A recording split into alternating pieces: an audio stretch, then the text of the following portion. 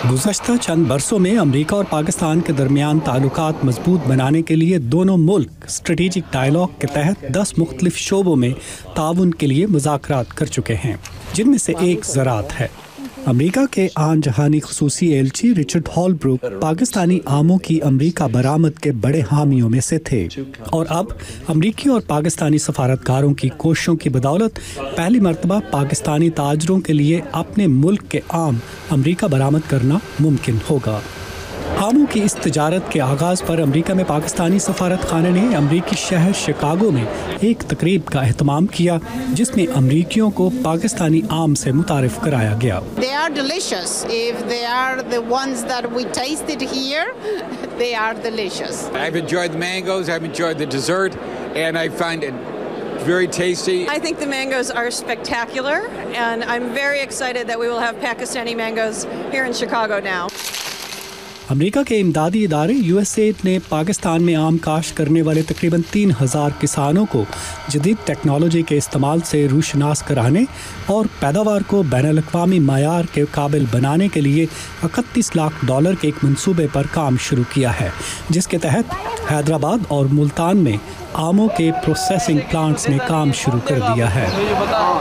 Chicago state university में marketing and international business के professor doctor Zafar Bukhari दोनों मुल्कों के दरमियान तजारत की इस नई कोशिश को मुस्बत इकदाम करार देते हैं। मैं समझता हूँ ये बहुत अच्छा इनिशिएटिव है और मैं इसको बिल्कुल 100% सपोर्ट करता हूँ, और मैं ये चाहता हूँ कि खुदा करे कि हमारे यहाँ ये डिसेंट्रलाइज सिस्टम हो जाए कि हमारे छोटे छोटे फार्मर्स भी जो हैं वो इस एक्सपोर्ट में पार्टिसिपेट कर सकें, अनलेस कि हम अपना सिस्टम चेंज कर दें। मगर कुछ माहिरीन का ख्याल है कि बरामद पर उठने वाली लागत के पेश नज़र आमों की बहुत कम मिकदार ही अमरीका लाई जा सकेगी। खुद यूएसएड के ओहदेदार ये एतराफ़ कर चुके हैं कि ये लागत काफ़ी ज़्यादा है।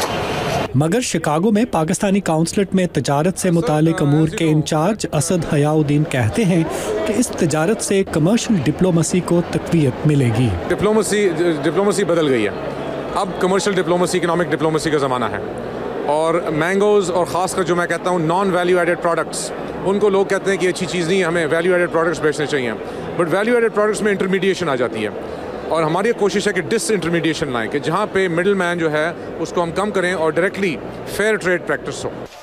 पाकिस्तान में फलों की पैदावार में कीनू और माल्टा सरे फहरिस्त है, जबकि आम दूसरे नंबर पर है।